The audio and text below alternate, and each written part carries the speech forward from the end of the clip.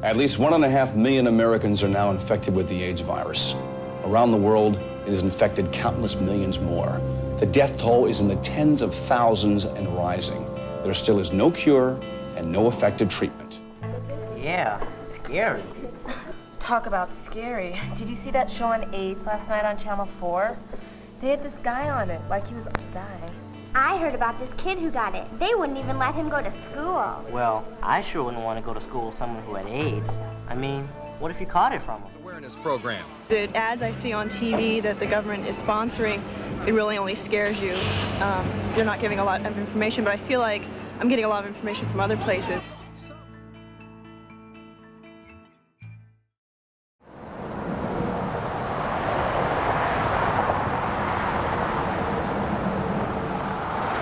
Sure, my name is Bob Furlani. I'm the Assistant Director of the MPH training program here at University of Buffalo School of Public Health and Health Professions. I've been here about 2.5 years. Prior to that, I was working with the State Health Department for approximately 35 years. Of that 35 years, approximately 20 years, I worked in HIV and AIDS programs for the State Health Department. As a matter of fact, when I first started, in 1987, it wasn't even called HIV, it was HTLV-3, so that goes back a ways. And there's a lot that has happened certainly since then, since the early days of the epidemic and the public health response. And quite honestly, I think it's been a great success story.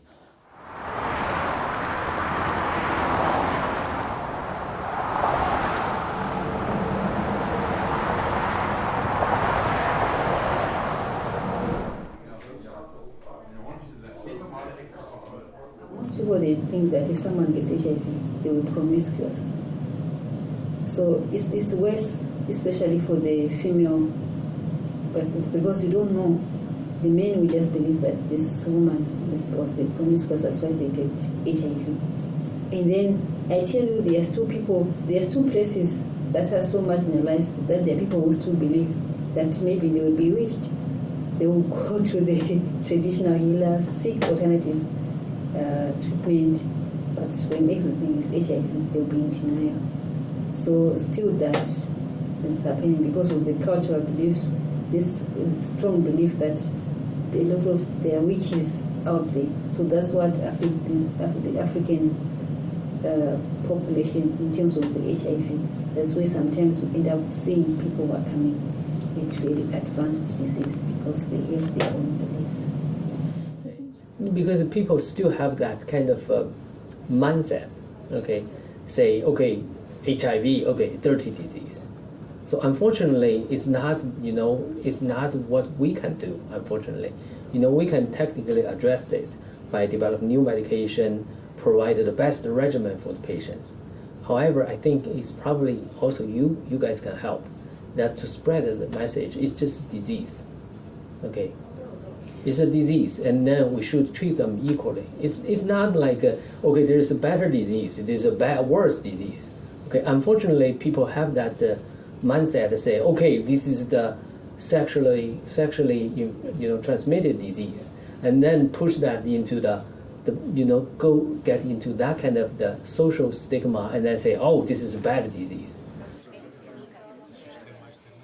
Since I've been in the field, there really has, and this is what brought me to the field that I'm currently being trained in, which is HIV cure or viral eradication, and that is one of the new frontiers and really like a real focus for like the National Institutes of Health, and a lot of HIV research is really focused on how to eradicate the virus from individuals' bodies, because people can be treated and take an antiretroviral and live a long life. There still are things that certain types of complications that still can occur from disease just from having HIV or the treatment, but these individuals can now live a long life, and it's no longer a death sentence, as you have said. But if these individuals stop taking antiretrovirals, that virus will rebound, and plasma levels of the virus will skyrocket, and it does not cure the virus. Because what happens is the virus integrates its viral DNA into the human DNA, and then certain cells in the body that it integrates into go to sleep, and the body immune system cannot find those cells and eradicate them, as well as the current treatments we have can't do that. So researchers really want to try to find a way to help either cure individuals, to eradicate the virus completely from their body, or is there a way to where they don't have to take medication every single day to help either completely suppress, the virus and where you don't get these secondary complications. So there's a lot of information. I think one of the challenges is that HIV and AIDS has been around a long time. There's been a lot of advancements, as I mentioned, in treatment, and so people don't perceive it as a death sentence, which it is not. But then there's maybe the risk that people perceive associated with HIV and AIDS, and if they get infected, it's just another illness or disease. And it's still a significant illness, it's still a significant disease, and the best approach to take is to prevent yourself from getting infected.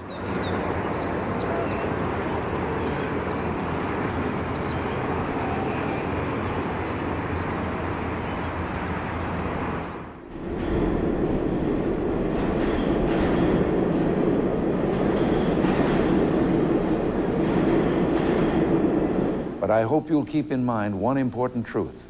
Americans working together can beat any problem that comes our way. And that goes for AIDS, too.